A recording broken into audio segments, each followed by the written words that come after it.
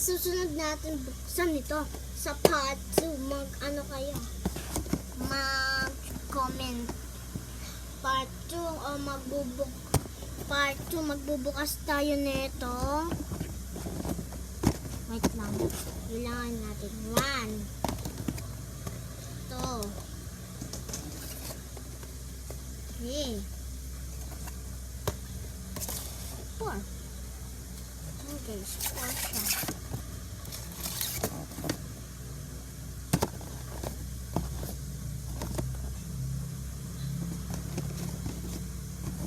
Ayusin natin guys.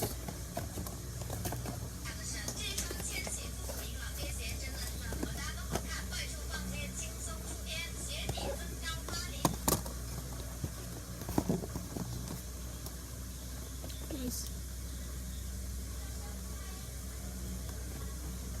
Sa ate ko to eh.